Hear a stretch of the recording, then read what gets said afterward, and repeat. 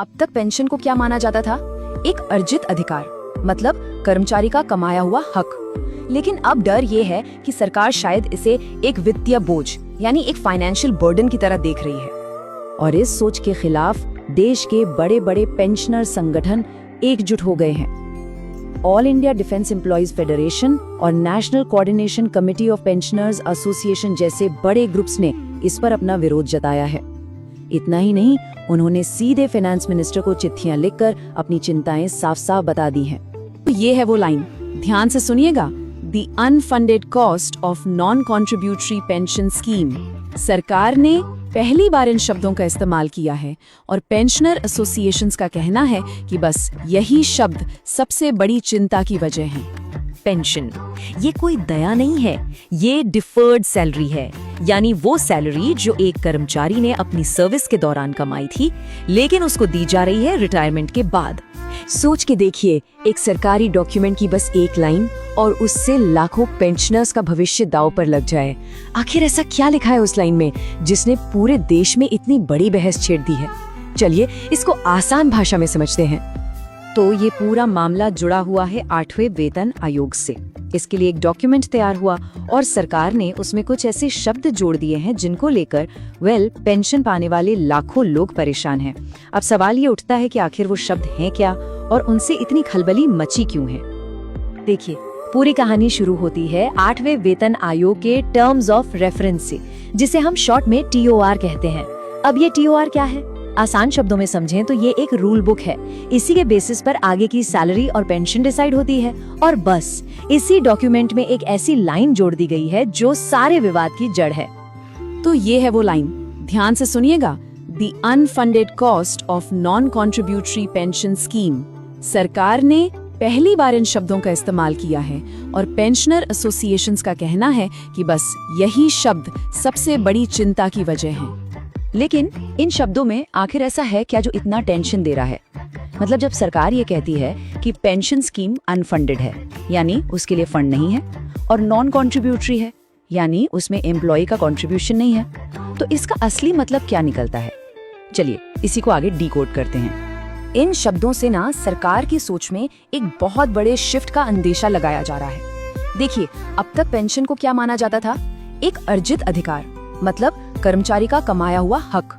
लेकिन अब डर ये है कि सरकार शायद इसे एक वित्तीय बोझ यानी एक फाइनेंशियल बर्डन की तरह देख रही है। और इस सोच के खिलाफ देश के बड़े बड़े पेंशनर संगठन एकजुट हो गए हैं। All India defence employees federation और national coordination committee of pensioners association जैसे बड़े ग्रुप्स ने इस पर अपना विरोध जताया है। इतना ही नहीं, उन्होंने सीधे फाइनेंस मिनिस्टर को चिट्ठियां लिखकर अपनी चिंताएं साफ साफ बता दी हैं। तो पेंशनरों का मेन आर्गुमेंट क्या है? वो सरकार के इस्तेमाल किए गए शब्द अनफंडेड को ही सीधे सीधे चैलेंज कर रहे हैं। और यही सबसे बड़ा सवाल है जो पेंशनर्स एसोसिएशंस उठा रहे हैं कि क्या ये बात सच है? क्या सच में इंडियन पेंशन सिस्टम अनफंडेड है, यानी उसके लिए कोई फंड है ही नहीं? इसका जवाब पेंशनर्स एसोसिएशंस देते हैं और उनका दावा है कि अनफंडेड कहना सच से बिल्कुल परे है। असलियत ये है कि भारत सरकार के पास एक डेडिकेटेड पेंशन फंड है और पता है उसमें कितना पैसा है? 10 लाख करोड़ रुपए से भी ज्यादा। और ये पैसा सिर्फ और सिर्फ पेंशन देने के लिए ही रखा गया है। तो फिर सवाल वही है, सरकार इसे अनफंडेड क्यों कह रही है? यहाँ पेंशनरों को कुछ डर सता रहे हैं। पहला, कि सरकार शायद इस 10 लाख करोड़ के फंड को कहीं और इस्तेमाल करना चाहती है। दूसरा डर कि इस भाषा का इस्तेमाल करके फ्यूचर में पेंशन बढ़ाने से मना किया जा सकता है। वो इसे न सिर्फ एक नैतिक विश्वासघात यानी मॉरल बिट्रेल मान रहे हैं, बल्कि संविधान के आर्टिकल 14 यानी समानता के अधिकार का उल्लंघन भी। अच्छा, इस पूरी बहस को आगे समझने के लिए ना इसका लीगल एंगल देखना बहुत जरूरी है और उसके लिए हमें जाना होगा सुप्रीम कोर्ट के एक लैंडमार्क फैसले की तरफ। ये बात है साल 1983 की। केस था DS नकारा बनाम भारत संघ। इस मामले में सुप्रीम कोर्ट ने एक ऐसा ऐतिहासिक फैसला सुनाया जिसने इंडिया में पेंशन का मतलब ही हमेशा के लिए आसान शब्दों में साफ कर दिया। और ये है उस फैसले की सबसे जरूरी लाइन। सुप्रीम कोर्ट ने साफ शब्दों में कहा, पेंशन कोई इनाम नहीं है, ये पिछली सेवा के लिए अर्जित किया गया एक अधिकार है।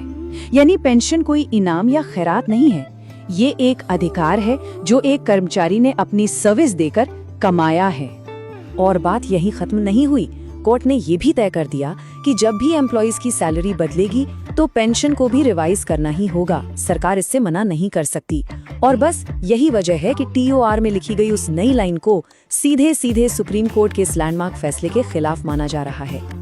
तो अब इस सिचुएशन को आगे कैसे सॉल्व किया जाए, इसके लिए पेंशनर एसोसिएशंस ने सरकार के सामने अपनी कुछ मांगे रखी हैं।